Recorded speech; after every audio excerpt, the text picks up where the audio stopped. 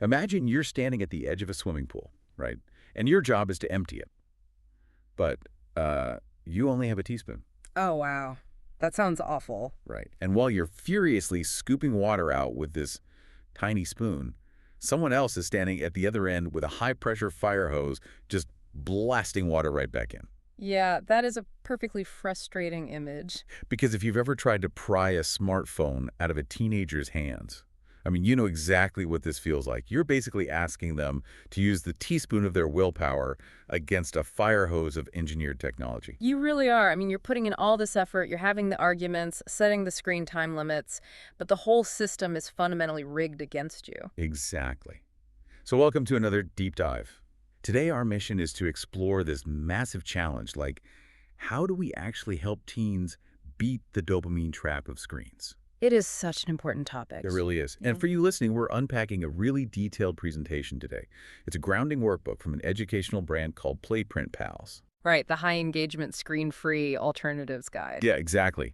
How teens can beat the dopamine trap. And what I love about this source is what it isn't. It is not some preachy corporate wellness manifesto telling you that phones are the root of all evil. Right, it's not just shaming anyone. No, it's a super practical, science-backed guide. And it's built for a dual audience, the teens themselves and the adults who are trying to guide them. So, okay, let's unpack this. Let's do it. Because the most surprising thing to me right out of the gate is its core philosophy. It actually frames offline activities as an upgrade, not a punishment. Which is huge. It fundamentally shifts the entire dynamic of the conversation. But, to understand why treating offline time as an upgrade is so necessary, we really have to look at the neurochemistry first. Right. The fire hose. Exactly. Before you can get a teen off a screen, you have to understand the biological anchor that is keeping them there. And that fire hose is dopamine. But it's not just like a steady stream, is it? It's the way the dopamine is delivered. Right. The source breaks down how screens operate on variable rewards. Psychologists know this is the exact same neurological mechanism driving casino slot machines. Because you don't win every time you pull the lever. Exactly. The unpredictability is precisely why you keep pulling it. And for a teenager holding a phone, the notification light is the lever. Yeah. It triggers this relentless loop. You see the ping, you check the device, you get a variable reward. Like a text or a funny video. Yeah, or just a like. Yeah. And the brain says, do it again. And what's fascinating here is what happens when you drop that variable reward system into a developing adolescent brain. Right, because their brains are undergoing massive remodeling. Totally. They are uniquely, intensely sensitive to social feedback and peer validation during this window. And the prefrontal cortex, the part responsible for long-term planning and impulse control, it's essentially still under construction. Which means relying on a teenager's willpower is kind of like holding your breath underwater. Oh, that's a good way to put it. I mean, you can do it for a little while, right? Yeah. You could force yourself to ignore the phone sitting on the desk. Yeah. But eventually, biology wins. You have to gasp for air. Yeah. And for a brain wired to this specific dopamine loop, the digital reward is the air. It really is. Expecting a teen to just muscle through that biological drive is a fundamental misunderstanding of the science. The workbook points out that just telling a kid to put it down fails because the neurochemical pull just overpowers their impulse control. I did notice how cleverly the workbook handles that vulnerability, though. It doesn't back the teen into a corner. It doesn't accuse them of being addicted or anything. No, it's very strategic. Yeah, on one of the very first pages, it just asks the teen to rate their current relationship with their screen on a simple 1 to 5 star scale. It totally bypasses the lecture and just, prompts self-awareness. It's excellent instructional design. You're inviting the teenager to audit their own emotional state. Like you ask them, how many stars would you give the way you feel after scrolling for 3 hours? Right. And if they give it 2 stars? Then they haven't just admitted to you that there's a problem. They've admitted to themselves that the current system is making them miserable. It completely lowers the defensive shields. That makes sense. But I do struggle with what comes next, though. Like, let's say you get the teen to admit the screen time is a 2-star experience. The strategy the workbook introduces next is swap, don't subtract. Yes, the dopamine menu. Right. The idea that you can't just take the phone away. You have to replace the digital dopamine with a menu of real-world activities. Yeah. But I have to push back on this a little. Okay, go for it. If a kid's brain is accustomed to engineered, hyper-palatable digital junk food, I mean, a walk around the block is going to feel like eating plain broccoli. Totally. So how do you actually compete with an algorithm designed by literally thousands of engineers just to capture human attention? Well, that is a multi-billion-dollar question, right? Oh, yeah. Because if you just subtract the phone, you create a vacuum. The brain panics. Because it's starving for dopamine. Exactly. You are absolutely right that a casual stroll won't cut it. You can't replace high-intensity digital feedback with low-intensity analog boredom. Right. So the swap method is about finding activities that provide an equal or greater neurological hook, but in a way that builds the brain rather than draining it. You have to feed it a more nutrient-dense, high-octane dopamine source. So it's like moving from Yay. an empty jar to a jar filled with really colorful, high-value stuff. Exactly. And the workbook categorizes these alternatives based on what teenagers naturally crave. Things like physical intensity, tactile creation, outdoor exploration, and deep social connection. Let's focus heavily on that first category, actually, because the workbook identifies it as the most visceral way to hack the dopamine system moving the physical body. Yes, the physical wins. Right. Yeah. But looking at the source material, we aren't talking about like forced gym classes or running laps on a track until you drop. The focus is specifically on activities that provide immediate, tangible physical wins. And the neurology behind a physical win is crucial here. The source highlights things like skateboarding, rock climbing, martial arts, specifically the physical impact of kicking and punching and competitive team sports. Yeah, things that demand total focus. Think about the feedback loop of learning a kickflip on a skateboard or figuring out a route on a bouldering wall. It demands total proprioceptive awareness. You cannot be thinking about a group chat when you are hanging on by your fingertips. It essentially forces you into a flow state. Exactly. And it perfectly mirrors the variable reward system, but in the physical world. You try the trick and fail, you try again and fail. Right. Then you adjust your footing, try again, and suddenly you land it. The rush of dopamine from that physical triumph is massive, instantaneous, and deeply satisfying. Wow, yeah. It hooks the reward center. But instead of leaving them feeling hollow like a scrolling binge does, it actually builds physical competence and resilience. Here's where it gets really interesting to me, though. Under this exact same physical category, the Playprint Pals workbook includes activities aimed at calming the noise. Oh, yes, the calming activities. Yeah, it pairs high-intensity action sports with things like yoga, strength training, and this specific breathing exercise called the 4-4-4 method. Right, in for 4, hold for 4, out for 4. Exactly. But the framing of this is what I thought was completely brilliant. The framing makes all the difference for this demographic. If you tell an agitated teenager to, go practice relaxation, you've completely lost them. It sounds super patronizing, like a timeout. Exactly. But the workbook pitches these physical calming activities to teens as brain training. It explains the actual physiology to them, how taking control of your breath directly hacks the vagus nerve and downregulates the autonomic nervous system. It gives them the science. Yeah, it presents it as a biological cheat code to control your own internal state.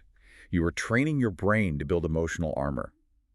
It gives the teenager agency, which turns a calming technique into a tool of empowerment. That is so key. When you give them the mechanism, the why behind the breathing, they are just so much more likely to adopt it.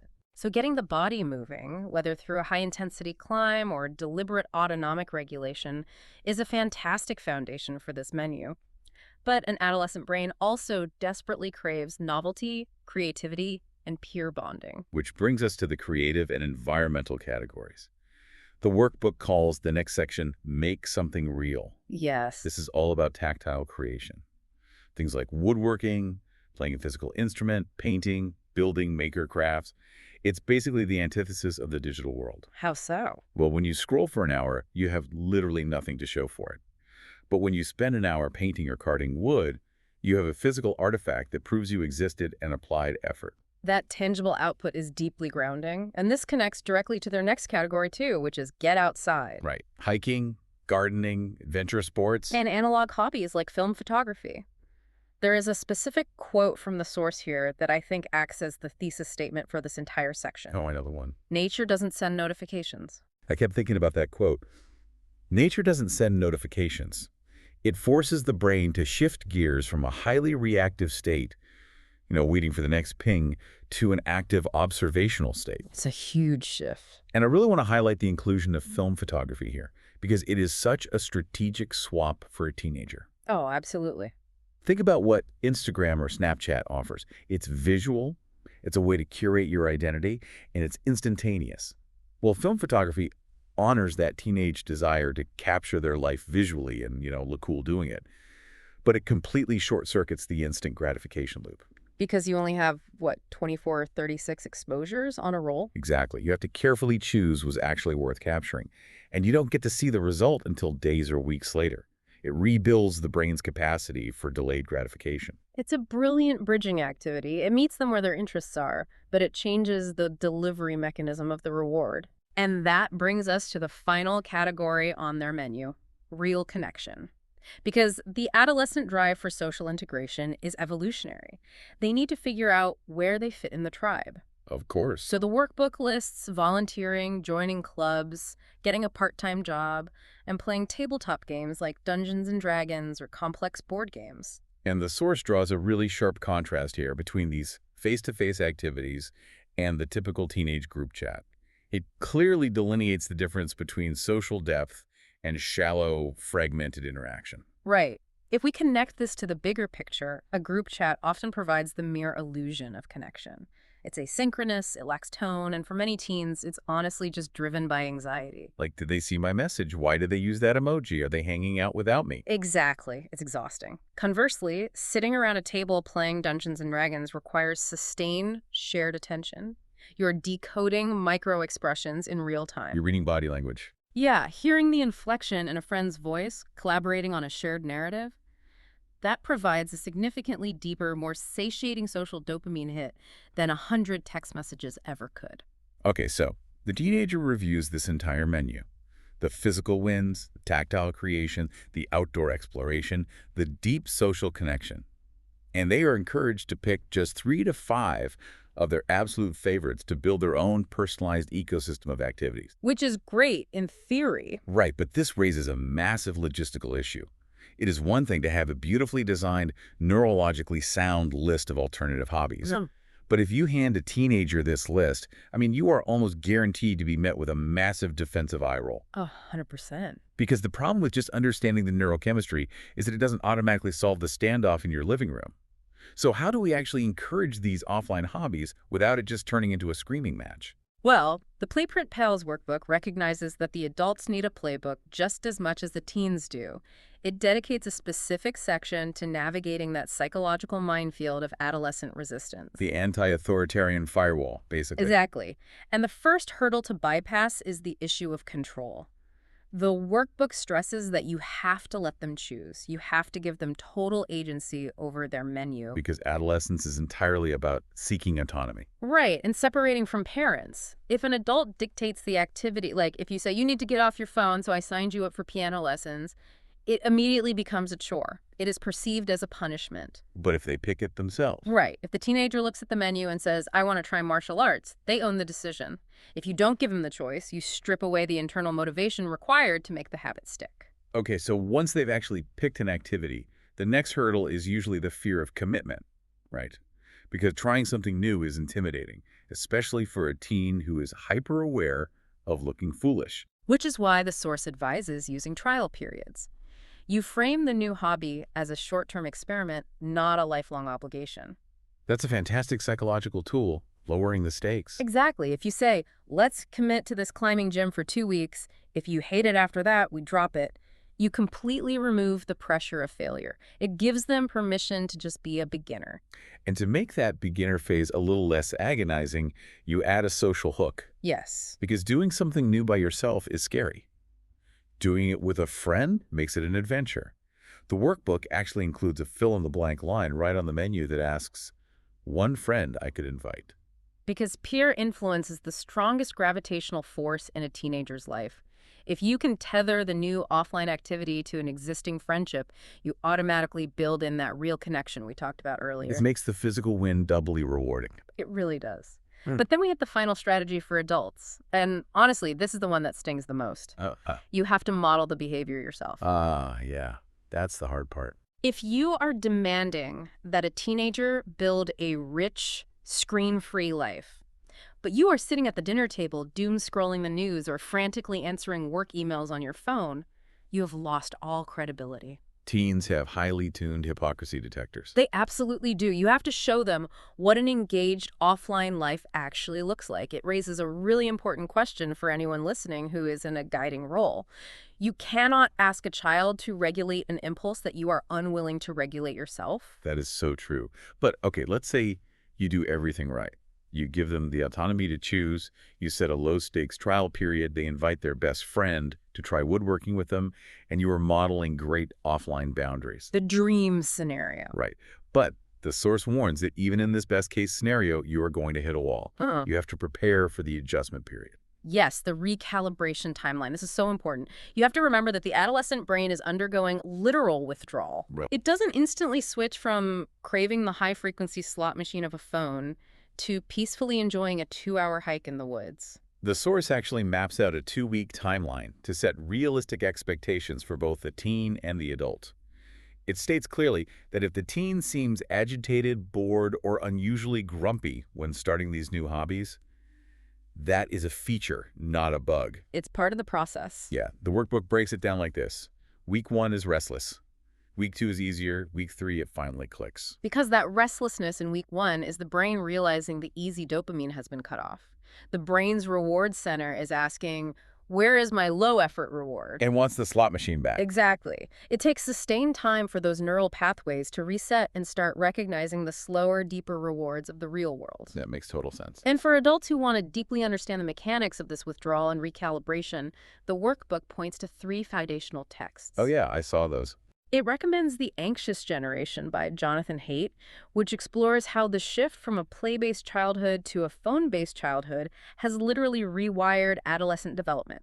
Haidt's work is vital because it explains why that loss of physical, unsupervised play created the anxiety epidemic we see today, and why swapping the phone for, say, physical action sports helps reverse it. Precisely.